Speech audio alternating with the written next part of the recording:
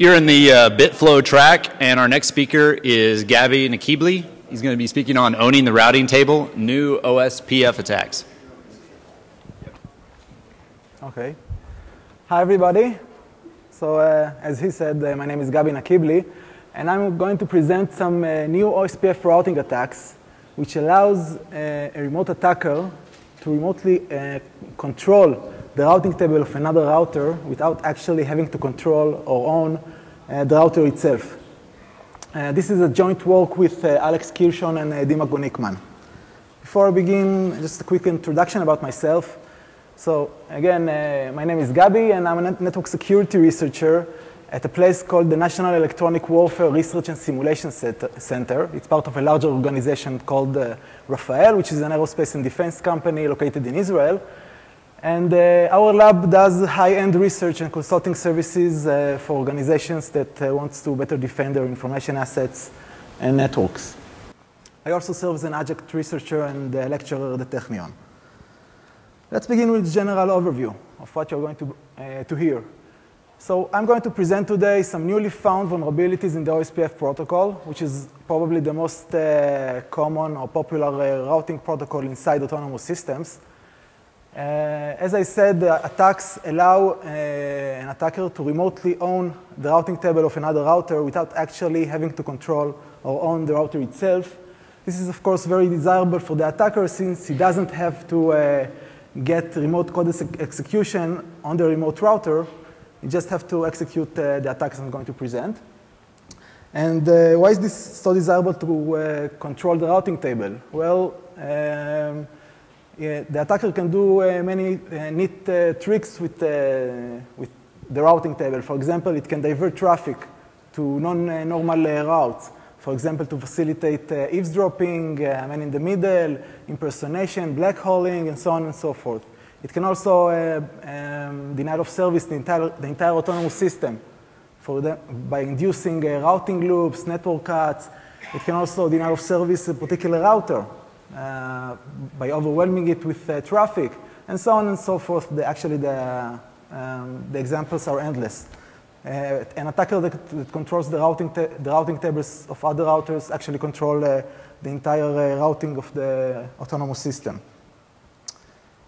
So who is vulnerable to this attack? Actually, potentially every commercial router on the market is vulnerable to the attacks you're going to hear today. This is because the attacks exploit vulnerabilities in the OSPF specification, in the RFC itself. So every router vendor which implemented this, the RFC correctly is vulnerable to these attacks. And indeed, we verified these attacks against Cisco's iOS latest and stable release and found out that indeed Cisco implemented the vulnerabilities correctly. So how the attacks actually work and why they are so different from known OSPF attacks you may already know. Okay, so the attacks achieve control over the routing tables of another router by falsifying or controlling the router's view of the autonomous system's topology. This can be done by falsifying the routing advertisements of other routers in the autonomous system. The routing advertisements of other routers are used to compile the view of the autonomous system topology. So known attacks that attempted to do this, to falsify the routing advertisements of other routers, usually encountered or triggered the fightback mechanism of OSPF. This is a relatively famous mechanism in OSPF, which says that if a victim router noticed that its routing advertisement has been falsified, it will immediately spit out a correcting routing advertisement which will cancel out the false one. So this means that all or practically most of known attacks that try to do this were non-persistent. The new attacks I'm going to present today evade this fightback mechanism and allow for persistent and stealthy attacks. Okay, so let's dive into the presentation. First, I'm going to talk about the OSPF basics, then point out the security strengths of OSPF, and why does it make the life of the attacker so much hard. Then the known OSPF attacks that already been published in the past, and then for the main course, the newly found vulnerabilities and attack. Okay, so let's start with the big picture, internet routing, how it works. Well, the internet is composed of networks and routers. The networks and routers are clustered into groups, which are administered by a single network operator, for example, a university, an ISP, a large corporation, and so on and so forth. These clusters, these groups are called autonomous systems. There are some 35,000 autonomous systems scattered throughout the internet. And now this means that if I want to route a packet from A to B on the internet, the routing has to work in two levels. The first level is the inter-AS path, which means I have to work out the path the packet will take at the AS level, the list of autonomous systems the packet will traverse. This is done by an inter-AS routing protocol, which is commonly known as BGP. And the lower level is the routing inside each and every autonomous system, which is done independently. This is done by intra-AS routing protocols, the most prominent examples of which are OSPF, RIP, and ISIS. As I said, I'm going to focus on OSPF, which is probably the most common routing protocol, intra-AS routing protocol on the internet, certainly for enterprises. So how OSPF works? Let's see an example. Let's say this is our autonomous system. We have a bunch of routers and networks connected to each other to form a certain topology. Now, OSPF works by having the routers periodically advertise routing advertisement, which we call link state advertisements, or LSA for short. In each LSA, the router tells us to which other routers or networks is directly connected. And this LSA is flooded throughout the autonomous system. So, for example, the LSA of RA is flooded throughout the network. Now, every router builds a data structure called the LSADB, which simply stores all the LSA it receives. So now every router knows that RA is connected on one interface to net 1 and to the other to net B, to RB. Same goes for RB, flooded throughout the autonomous system, and now everybody knows that RB is connected to RA and these two other routers, and so on and so forth. This is how every router forms its view of the autonomous system topology. Now, in addition to the links, there are also costs associated with each and every link. This means that RA tells us that it's connected to RB, and the cost is 3, and the cost from RB to RA is 2. Based on this view and these costs, the router now calculates the least cost path from it to each and every other destination on the autonomous system, and this is how a routing table is constructed. Okay, now let's talk about some LSAs. Now, as I said, the LSAs are periodically advertised. This means that a fresh instance is originated by default every half an hour. So in order for a fresh instance to run over an older instance, we use the sequence number. There's a sequence number in each LSA, and this is how a new instance of an LSA with a higher sequence number can run over an old instance of an LSA with a lower sequence number. And there also is an edge field to the LSA, which means that the edge is initialized by 0 and then continuously incremented as time goes by. And when the edge reaches 1 hour, the LSA is removed from each and every database.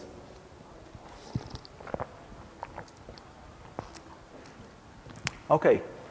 And one other thing is the advertising links on a LAN. Now, OSPF defines the following procedure for advertising links to a LAN. Each router first advertises a link to the LAN itself, not to other routers which are connected to it. And in addition to that, one router is named the designated router of the LAN, and it advertises another LSA on behalf of the network itself, which advertises links back to all the other routers that are directly connected to the network. And this is how advertisements on a LAN, this is a transit network, works out. Okay, so now how can a router know who are its neighbors? Well, there is a simple protocol called the hello protocol, which defined as part of the OSPF protocol. And this is a fairly simple protocol that, in which every router just advertises or broadcasts an hello message on the local LAN. And this is how routers mutually discover each other. Now, two neighboring routers, which have now discovered each other, possibly can now set up an adjacency between them. The purpose of an adjacency is to make sure that the two routers have the exact same copies of the LSA of their LSA DBs. And now, not every two neighboring routers set up this adjacency, only if one of them is a designated router or if they are connected over a point-to-point link. And after they've set up an adjacency, they can now include in their LSA a link to the other router. Let's see an example of how setting up an adjacency works out. So we have these two routers, R1 and R2. They initially don't know one about the other. And R2, for example, sends out the initial hello. It broadcasts it on the local link, and the R1 receives this broadcast. And then when he sends its hello, he's claiming that he previously seen an hello from R2. This is indicated in the neighbor field. And let's say for our purposes that the identity of R1 is numerically larger than the identity of R2. Now, once R2 sees this hello, let's assume that he decides to set up an adjacency. For example, if R2 is the designated router. Now, as I said, the purpose of setting up an adjacency is to make sure that the LSA DBs of both routers have the exact same LSA DB. Okay, the exact same identical. They are identical. This is done by exchanging the LSA summaries in each and every database. One router tells the other what are the LSAs in its database. And now they exchange the LSA summaries using a special packet called the database description packet. The first sequence of or first exchange of this database description packet is called the master-slave negotiation. This is the initialization. You see here that R2 sends to R1 a database description with an I flag set. This means this is an initialization of the master-slave negotiation. The M flag means that I have more LSA summaries to send out. And the MS flag, which is the most important here, means that R2 declares himself to be the master of the exchange. I will talk about it later, what does it mean to be the master of the slave. And then it chooses just an initial sequence number for the exchange.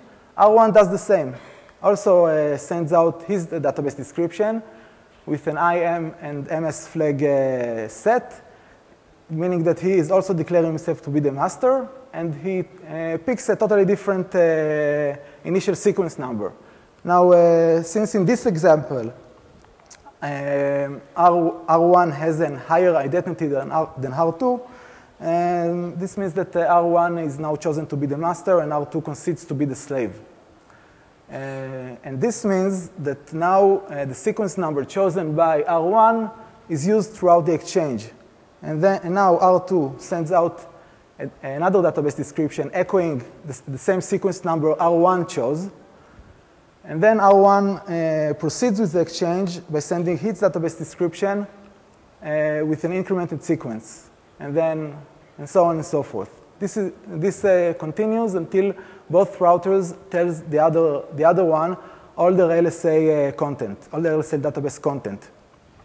Once they are finished doing that, they can now see and understand if the peer has a newer LSA than they got. If this is the case, they can ask for, from the peer the LSA by the LSA request, and they can get it back using the LSA update. Once this stage is over, now both routers have the same copies of the LSA DB, okay? And they are fully adjacent. This means that R2 can now advertise an LSA with a link to R1, and R1 advertises an LSA with a link to R2. Okay, this is very important. Let's move on to OSPF security strength. How are we on time? Okay. The first security strength is the per link authentication, which means that every OSPF packet which is transmitted over a local link is authenticated using HMAC based on MD5. This is based on a secret shared by all the routers connected to that link. This means that if I want to send out a packet on the link, I have to know this shared secret.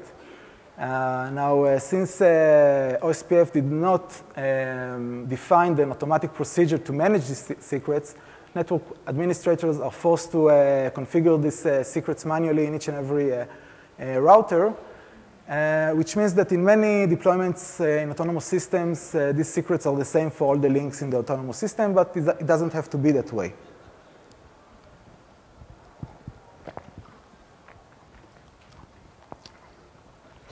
Another security strength is that each and every LSA is flooded throughout the network. This means that a single malicious router cannot stop, cannot block, or prevent an LSA from being flooded to other routers, as long as there is another path that doesn't go through that router, this malicious router. Okay, so in the general case, a malicious router cannot prevent an LSA from ever reaching other routers. The third strength is the fightback mechanism I mentioned earlier. If a router receives an LSA that it is its own and it sees that it is falsified, it will immediately send out a fightback LSA, which means a correcting LSA with the right content, with a higher sequence number, and this cancels out the false LSA. Now, notice that the two security strengths here actually mean that it is very hard for an attacker to persistently falsify the LSA of another router. If it just sends out the LSA over the network, because of the second bullet, the LSA will eventually be received by the victim router, and this router will immediately send out a fightback LSA, which will immediately revert things back to their normal state. So the attack is not persistent. Another security strength is that one LSA holds only a small part of the topology. This means that even if an attacker somehow managed to persistently spoof or falsify the LSA of another router, it only managed to falsify only a small part of the autonomous system topology. And hardly means that he gained significant control over the router's view of the autonomous system topology, and it hardly means that he gained significant control over the routing table of the victim routers. In order to do that, he has to falsify many LSAs by many routers. And the last strength is that links must be advertised by both ends. This is the bidirectional requirement, which means that if a link is just advertised by a single end, and not the other end of the link, then the link will not be taken into account during the routing table calculation of the other routers in the autonomous system. This means, for example, that an attacker that simply advertised the link to another router will not get any influence on the routing table calculation because that other router will never advertise the opposite direction of that link. Okay, so this were the security strengths of OSPF. And let's talk about the attacker. Now, the attacker is assumed to be somewhere in the autonomous system. It doesn't have to be in a certain location, or it doesn't have to be very central or well connected. We assume that the attacker is somewhere on the autonomous system within an arbitrary location. This means that it knows the MD5 secret of its directly attached links and only them, and not the other shared secrets of all the other links in the autonomous system. And the goal, as I said, is to control the routing tables of all the other routers in the autonomous system without having to actually control that routers. So before I present the new attacks, let's review some of the known attacks. Okay. Let's review some of the known attacks. The first class of attack, which is the most common attack on OSPF, is the one that attacker simply advertises LSA on behalf of the router it actually controls. This is a very convenient attack vector since no fightback will ever occur. But this is also, oh, sorry. Pause it. How much time again? Snooze for now. Okay, thanks. Okay, so this is a very limiting attack vector since actually one LSA is falsified by the attacker, and that's it. So one variant of the attack is actually to falsify the cost of an existing link to another neighbor. This is, of course, kind of limited. It doesn't get the attacker very far. It can, for example, make the cost very high in order to repel traffic from it, or make the cost very low in order to attract more traffic to it, but that's it. The two other variants of the attack, of this class of attack, is to advertise non-existing links to networks outside the autonomous system, or to stub networks inside the autonomous system. A stub network is a network with only one router connected to it. So no fightback can occur here. So these two variants are actually one-track tools, meaning they are excellent if the attacker wants to attract traffic to it. But this is pretty much all the attacker can do. It can impersonate maybe other routers, black hole traffic, but it really will not have a flexible control over the routing tables of other routers. This is not exactly what we want to do. And plus, if the attack is discovered, then it is very easy for the network administrator to pinpoint the attacker, since all the traffic is attracted to him. Another variant of the attack is to advertise non-existing links to transit networks or existing routers. Transit network is a non-stub network, meaning more than one router is connected to it. This variant of the attack doesn't even influence the routing tables because of their bidirectional requirement. The existing router or the designated router of the transit network will never advertise a link back to the attacker. So actually, the requirement is not met, and the routing table calculation is not influenced whatsoever. Another class of known attacks is falsifying other routers' LSAs. This is a much more powerful attack. Known examples are sequence ++, meaning let's advertise an LSA with a higher sequence or with the maximum sequence. All these attacks amount to pretty much the same consequence. The victim router eventually triggers the fightback LSA, which makes the whole attack non-persistent and not very stealthy. There is one attack that managed to evade fightback. In this attack, the attacker simply sends out a high rate of the false LSAs, once every 1 or 2 or few seconds, relatively high rate. And it actually exploits a vulnerability in the OSPF specification that mutes the victim router by sending this high rate of false LSA, and the router simply cannot send out his fightback LSA. But this is not very stealthy attack. You have to send every second the false LSA.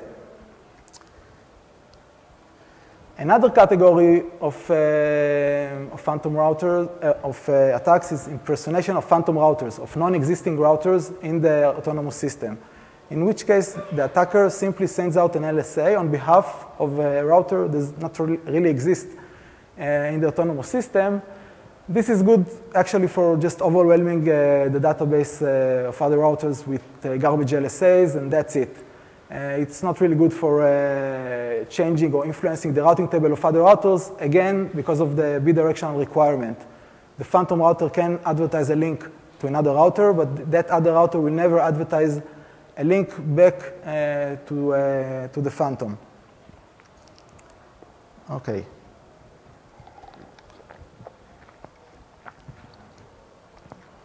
So in summary of the known attacks, it is the common conception today that even if the attacker is inside the autonomous system, and let's say that he knows each and every shared secret in the autonomous system, it can't really influence the routing tables of other routers. It can't really influence or falsify the LSA of other routers in a persistent way. It can do a lot of bad things. It can induce instability in the autonomous system, but it can't really cause damage in a persistent way. The new attacks you're going to hear today actually shatters these conceptions and indeed achieve a persistent effect. Okay, so the new attacks are actually two attacks. The first attack is a remote false adjacency attack, which makes the router which makes another router advertise a non-existing link to a non-existing router in its LSA, again in a persistent way. This is the first attack ever that managed to do that, to make another router advertise a non-existing link. This attack assumes that all the MD5 shared secret in the autonomous systems are equal. This, in many cases, it is the case, but it doesn't have to be that way. The other attack, it's a much more powerful attack. We call it the disguised LSA. Here, the attacker can falsify the entire LSA of another router, not just make him add another link to a non-existing router, but simply falsify it from scratch. And it does not assume anything about the MD5 shared secrets. Okay. So let's begin with the remote false adjacency attack. This attack is based on the following observation. A master router can successfully set up an adjacency with its peer without actually seeing the messages sent by the peer, the slave router. This is derived from this section in the RFC. And let's see how an attacker can exploit this vulnerability. So let's say we have the victim router, which is the designated router on its LAN. Let's say he has two neighbors he already set up an adjacency with. And now the remote attacker can will send out false hello and database description messages directly to the victim router. This is done using a unicast message. Simply send out direct messages to the victim itself. The messages appears as if they came from a phantom router located on the victim's LAN.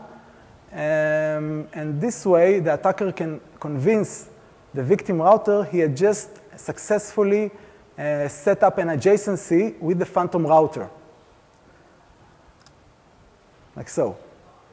And this means that from now on, and this is the whole point of the attack, from now on, the victim router will advertise an LSA on behalf of its LAN, on behalf of the network, which connects the network to the phantom router. And this is, again, this is the first attack that managed to do this in a persistent way. Managed to connect a real network back to the phantom router.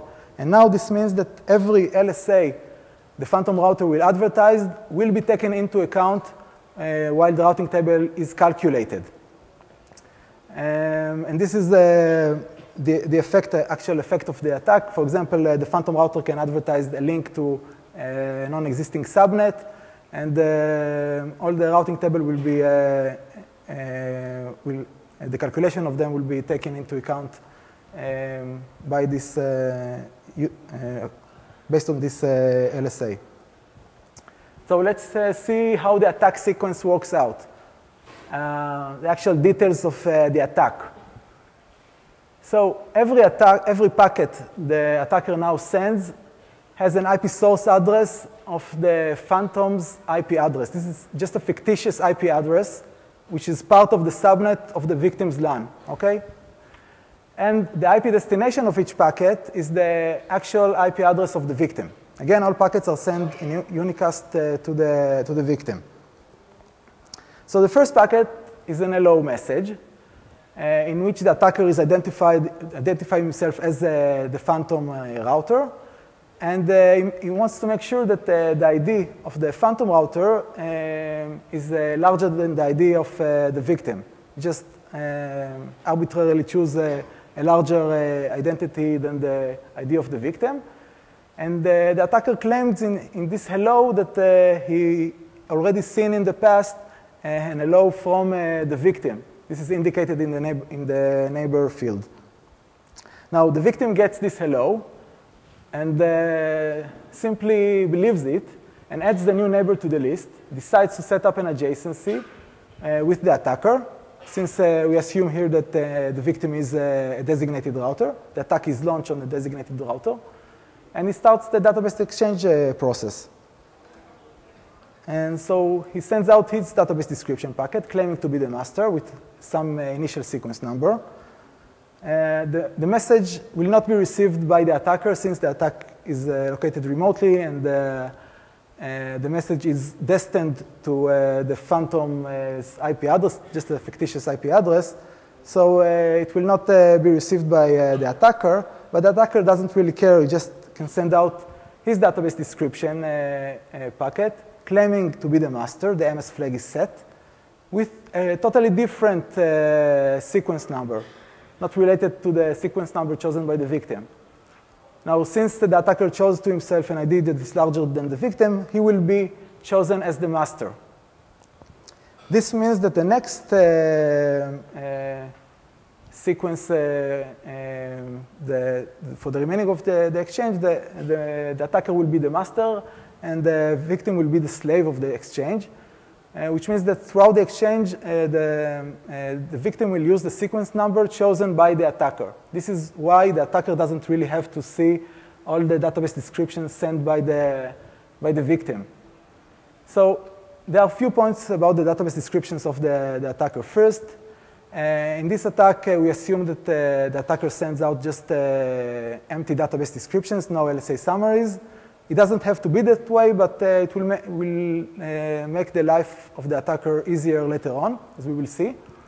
And secondly, he has now to know when the victim stops sending or has finished sending its LSA summaries to the phantom router. Now, he doesn't really know when this event occurs, since he actually don't see the database description packets of the victim. But this does not really matter. It does not have to pinpoint exactly the exact time in which the victim finished sending out all its LSA summaries, because you just have to upper bound this number, the number of database descriptions which are used by the victim. If he overshoots this number and assumes he needs more database description packets than he actually needs, then the victim will just keep sending database descriptions packets which are empty. So it doesn't really matter when the actual point in which the victim finished sending all its LSA summaries. So the attacker can just simply upper bound this number.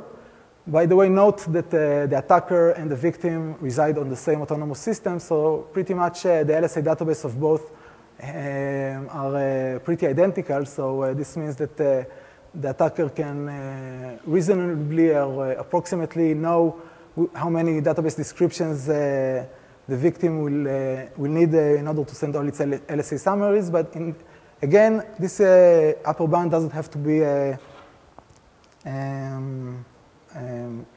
precise. So let's say this upper bound, the number of database descriptions are sent by the attacker. For example, it shows N. So he sends out the last database description packet. Notice that the M flag is down here. And now, once the victim gets this message, we assume that already he sent out all the LSA summaries he needed. So he sees that actually the phantom router now has an empty database of LSAs. OK, doesn't bother him.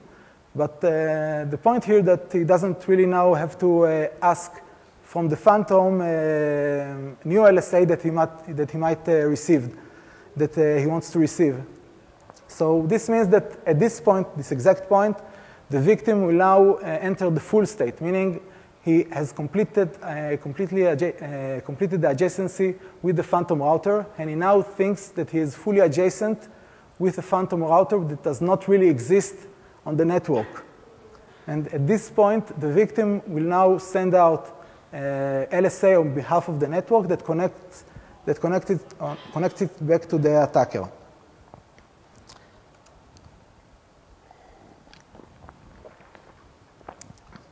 Okay, now let's see some possible applications of this attack and what can be done by the attacker itself using this tool. Let's say this is our autonomous system. We have the attacker up there, and we have a subnet down here. And let's say the attacker's goal is to black hole the entire traffic in the autonomous system destined to this subnet. So let's see what the attacker can do. For example, now we can set up a phantom router on the left side of the autonomous system. Oh, this is the normal routes to the subnet. So now we can set up the phantom router on the left side of the autonomous system, while having this phantom router advertise an LSA that as if it was connected to this stub network. And now all the routers which are closer to the phantom router will reroute the traffic to the phantom, meaning that actually the traffic will be black-holed. Now, the routers on the right side are not affected, but this can be handled very easily by setting up another phantom router on the right side of the autonomous system. And the attacker can just move on and set up more and more phantom routers on the autonomous system at will, as needed, until all the autonomous system traffic destined to this subnet is black-holed. Now, notice that a few things. Well, first, the attacker is not linked to the crime scene. The attacker does not reside on the left side, the network on the left side. It does not reside on the network on the right side. So the network administrator will have pretty much a hard time to pinpoint the attacker. In addition to that, this attack is totally flexible. At the same ease, he set up a phantom router. He can just tear it down and make him disappear. And for example, make the phantom router appear for half a minute, and then tear it down and set up another phantom router somewhere else in the autonomous system, and then tear it down and after half a minute, and so on and so forth. So this is a very flexible attack in which the attacker can play around with the traffic and actually make the network administrator pretty crazy.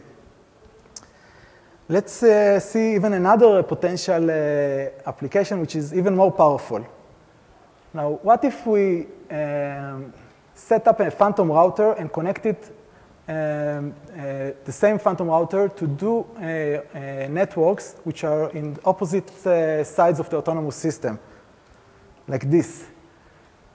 Suddenly, the phantom router now looks like a very desirable shortcut in the autonomous system, as if it was a wormhole in the autonomous system, and now a lot of traffic will be diverted through it and actually black-holed. And this is a very powerful attack. We simulated the attack on real ISP topologies and found out that if the attacker chooses wisely the networks the phantom router will be connected to, it can actually black hole more than 50% of the traffic in the autonomous system. Just 50% of the traffic in the autonomous system will disappear by this simple attack, and that's it. Again, as before, the attacker is way up here.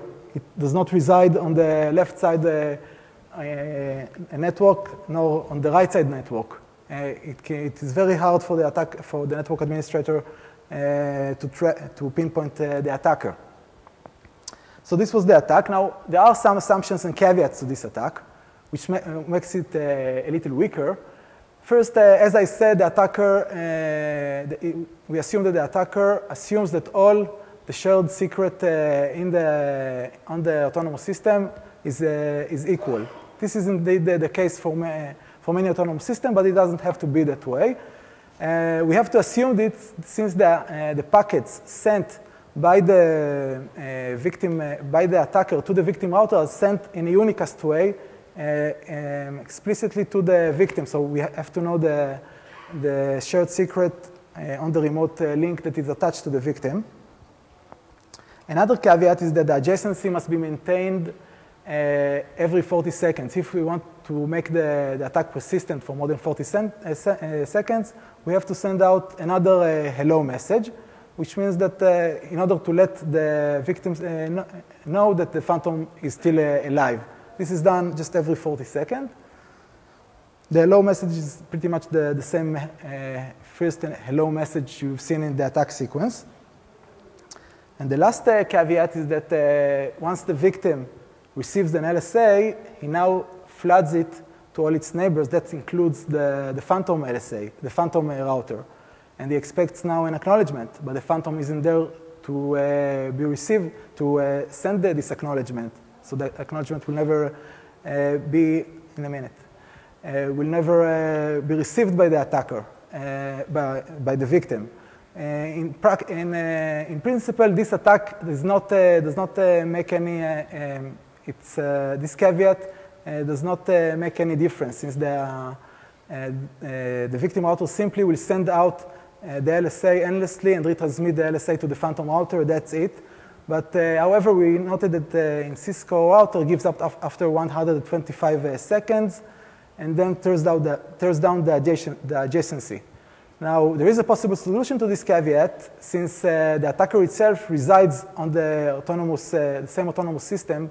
So if the attacker receives an LSA, so it can safely assume that the LSA has been received by the victim, or will be shortly received by the victim. Now, that means that it can send out, it has a window of 120 seconds to send out an acknowledgement on behalf of the phantom router. Yes, there was one question there. Yes. Typically, aren't LSAs generated with a TTL of 1 and not ever forwarded via a router in transition? I mean, OSPF, you would never see a routed LSA happen on a network except for attack links. Okay, so how does this affect the attack? Well, to pinpoint the attack, I can see in transmission an LSA route on a router instead of just being layer 2 adjacent. There is no, in this attack, I haven't sent LSA remotely here, at least here. Okay, so doesn't really affect here the attack. If an ACL is configured on the network to block forwarding of the LSA, would it prevent that attack? Here, no. Again, because no LSAs are sent remotely. Okay? So let's now continue with the much more powerful attack, which is named the disguised LSA. Here, the vulnerability is as follows. Two different instances of an LSA are considered identical by the router if they have the same exact fields. The sequence number, checksum, and age, where the age has a plus or minus 15 minutes range. And the actual payload is not considered. This means that if there are two different LSAs with totally different links in them, they can be still considered by a router identical if they have this same three fields, the checksum, sequence number, and age. That's interesting, and let's see how an attacker can exploit this vulnerability. The attacker can advertise a false LSA on behalf of a victim router while disguising the false LSA to a valid LSA. This has the remarkable benefit that if the victim router will now get this disguised LSA, it will simply ignore it and regard it as a duplicate of the valid LSA he recently originated. So no fightback. That's a very good thing for the attacker. But there is a problem with this naive implementation of the attack, since all other routers will also regard this disguised LSA to be a duplicate of the victim of the valid LSA. So therefore, they will not install the disguised LSA in the database, so no effect. So we have to solve this problem. And the solution is that the attacker will send out an LSA that is disguised on behalf, that is disguised to the next valid instance of the LSA. Okay, to the next valid instance, not the current one. So if, in principle, we can send out the disguised LSA just flooded throughout the network, then all the routers will install the LSA since it is disguised to the next valid instance of the valid LSA. And if simultaneously the next valid instance will be also sent out, then when the disguised LSA will reach the victim LSA, it will regard it as a duplicate, and it will not, and no fightback will ever occur.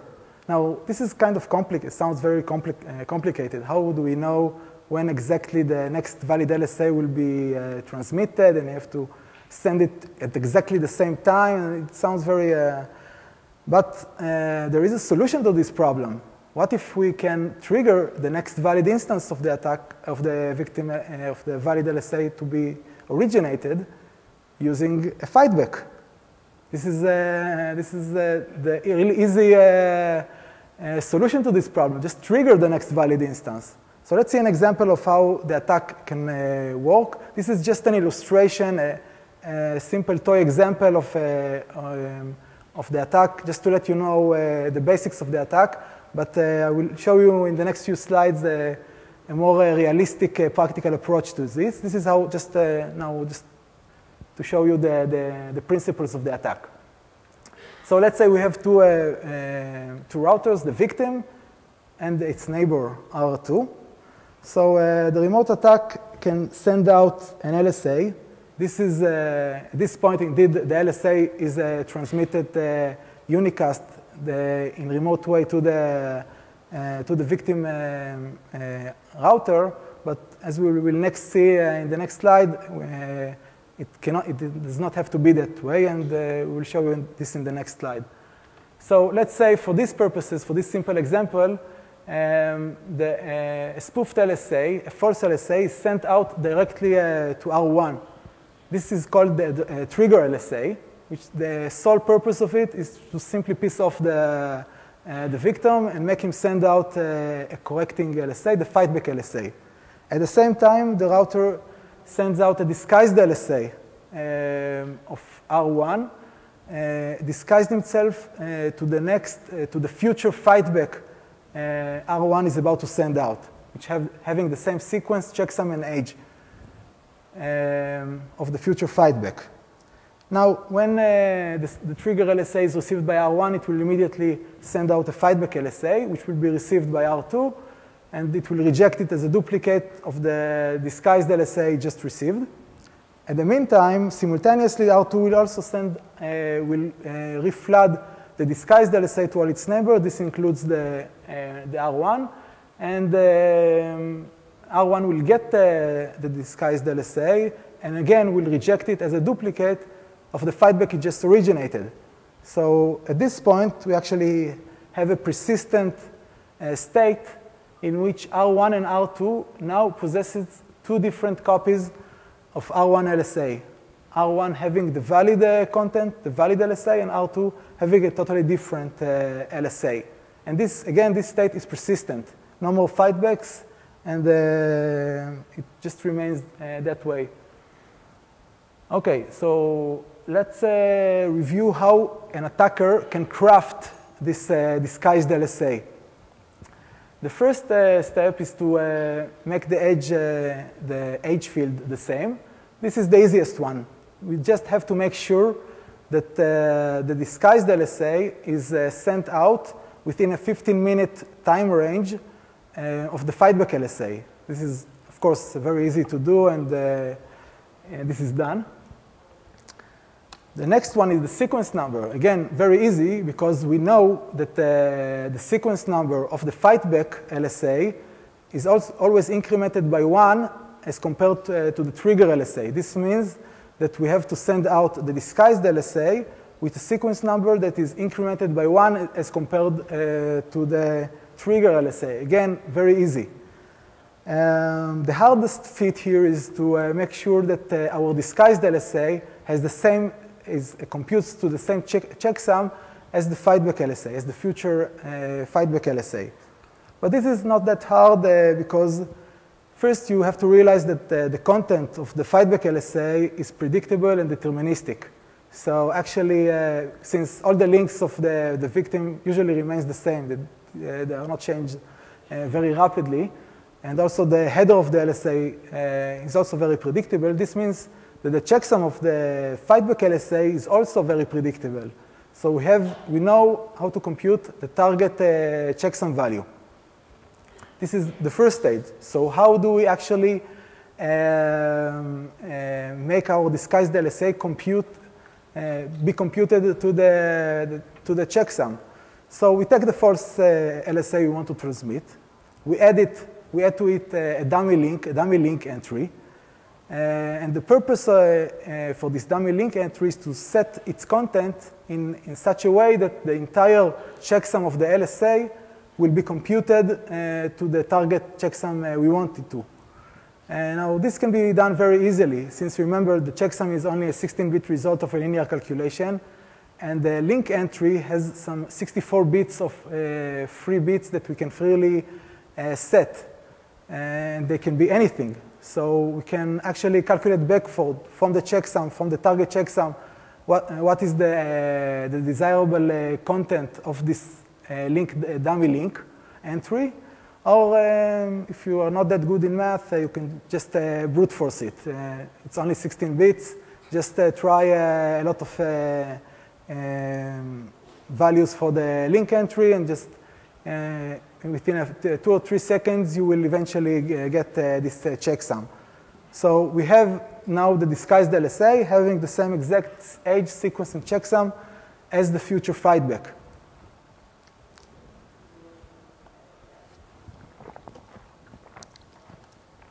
Okay, so now let's see some realistic application of this attack. Let's say now that the attacker is up there and the victim is down there. And now the attacker wants to spoof or falsify the LSA of that victim. Again, in a persistent way that will last very long. And now the attack is simply the following. The attacker will flood the trigger LSA, and after it will flood the disguised LSA on its local link. It will not send it unicastly, but just on its local link. So notice that the trigger LSA will be marked in black, and the disguised LSA will be marked in red. So here it goes. So the attacker will trigger now the 2 LSAs. Here you see the trigger, and then after it, the disguised LSA. As the trigger makes its way flooded throughout the network, the trigger is installed in the database of each and every router. After it comes the disguised LSA, because he has a higher sequence number, the disguised LSA will run over the trigger LSA, and it will also be installed in the router's database. All the red routers you see here actually installed the disguised LSA. Now, at this point, the trigger LSA is received by the victim, which means it will now spit out the fightback LSA to all its neighbors, like so. Meanwhile, the victim will now receive the disguised LSA. And this means that and it will simply ignore it and trigger it as a duplicate of the fightback it just sent. Meanwhile, the fightback will be received by these two routers up there. And these two routers will also ignore the fightback because it is a duplicate, supposedly a duplicate, of the disguised LSA they just installed in their database. So we have here a persistent state in which the attacker falsified an LSA of another router in a persistent way without actually causing the fightback to be flooded throughout the network. Now, I would like to point out that the trigger as well as the disguised LSA are flooded locally in the autonomous system, on the local link of the attacker. This means that it doesn't really have to know any of the shared secrets of other links, or maybe an ACL of another router will stop him. This is not the case. Just a regular flooding of an LSA. Now notice here that the attacker does not always manage to poison all the routers in the autonomous system. For example, this router down there was not poisoned. This is because every path from the attacker to that router traverses the victim. So the attacker cannot manage to get to this router. In practice, we have actually a race between the disguised LSA and the fightback LSA. The LSA which reaches first to a router wins. The second one will be regarded as a duplicate, which means that the disguised, if the attacker wants to poison a lot of routers, he has to make sure that the disguised LSA reaches it before the fightback. Now, in this race, the attacker has the upper hand. The disguised LSA has the upper hand. Notice that the disguised LSA was triggered way before the fightback LSA. So indeed, it has a lot of time to propagate in the network before the fightback LSA is originated. So and indeed, we simulated this attack on real ISP topologies, and in almost 100% of the cases, the attacker is able to poison the LSA of a victim router for more than 80% of the other routers in the autonomous system, which is a pretty high number.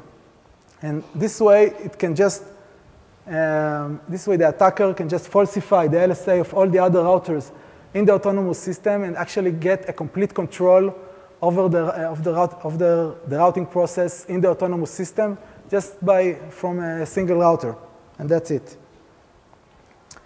So validation of the attacks. As I said, the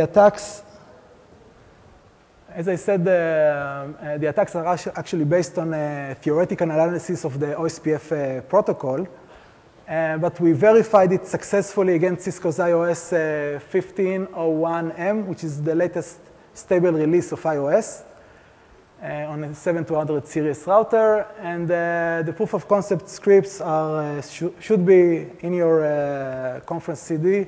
It's written in Scapy, so have fun with it and play with it and disguise the LSA with it.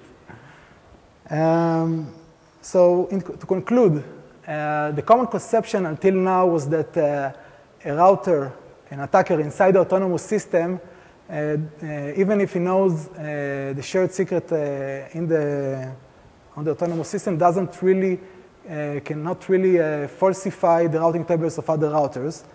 As you have seen, these attacks actually shattered this conception. And what it basically means that if an attacker controls a single router, a single arbitrary router in the autonomous system, it actually controls the router the routing process in the entire autonomous system. This is the whole point of this presentation, to show you that a single attack, a single router can actually control the entire routing in the autonomous system. So, and that's it. Any questions? Oh, yes? A couple questions. One, so both of these assume that the attacker controls one router within the autonomous system? Yes. And then the second one, have you talked to any standards bodies about fixes for this?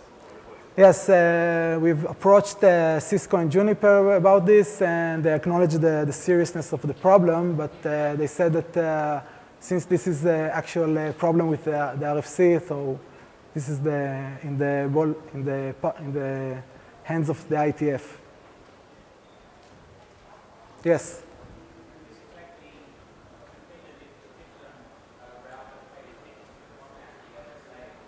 I'm sorry, I'm not catching it.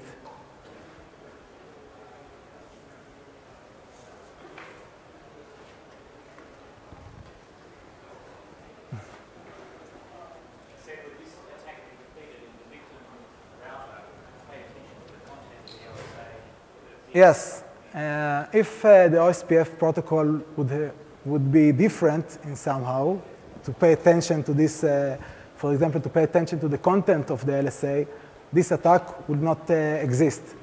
Because the router only pay attention to these three fields, we are able to disguise the LSA.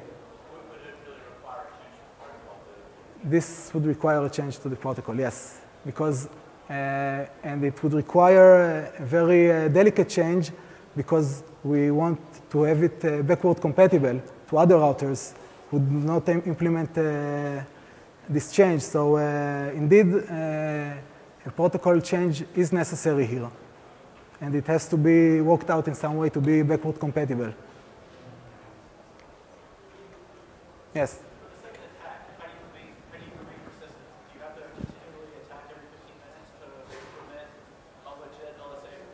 No, just not every 15 minutes, just once, and that's it. No more fight back, no more, nothing will ever occur now.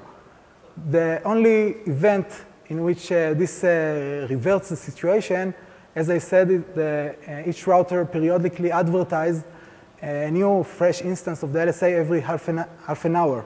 So indeed, after half an hour, the LSA will, the attack will have to be reinitiated. But this is half an hour, it's a very long time. Yes?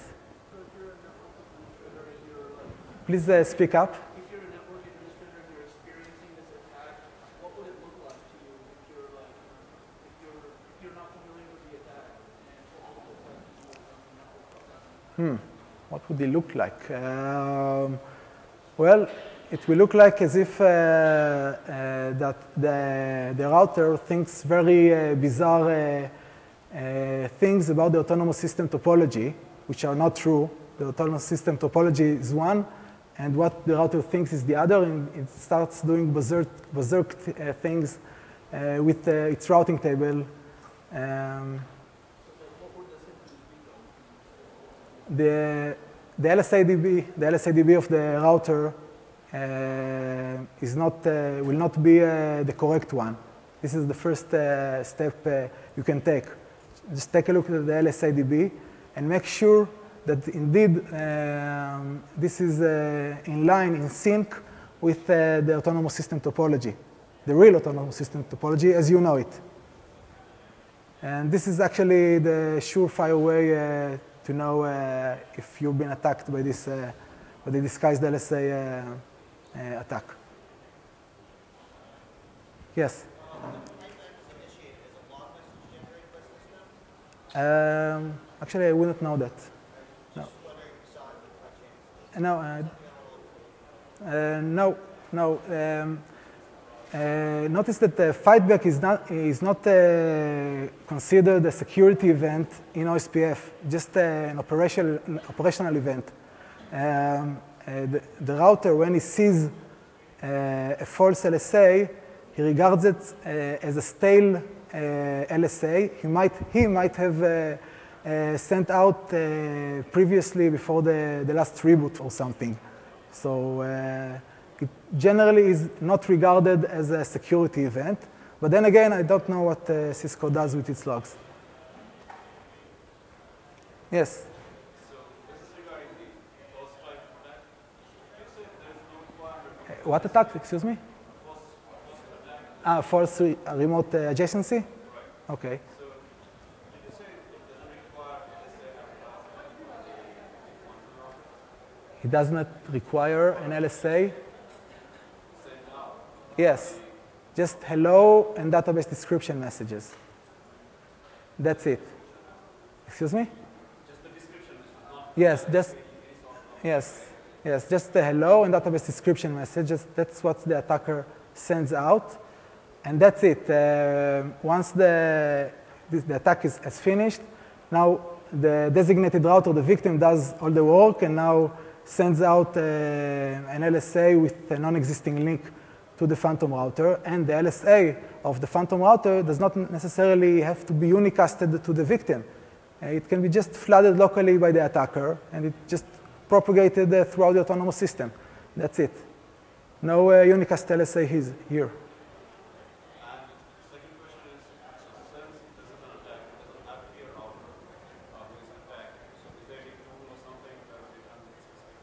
Again, sorry, again?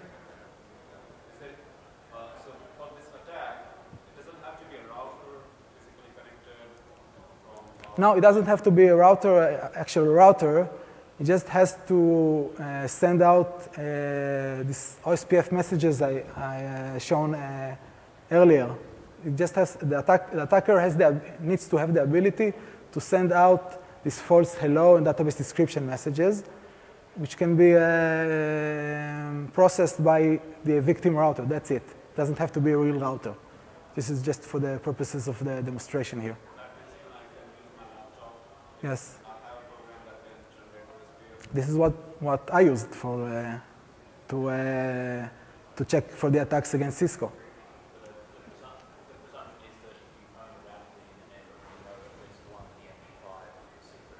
Yes. Just the directly connected MD5 shared secret. Yes, this is. Okay. Okay, so thank you very much.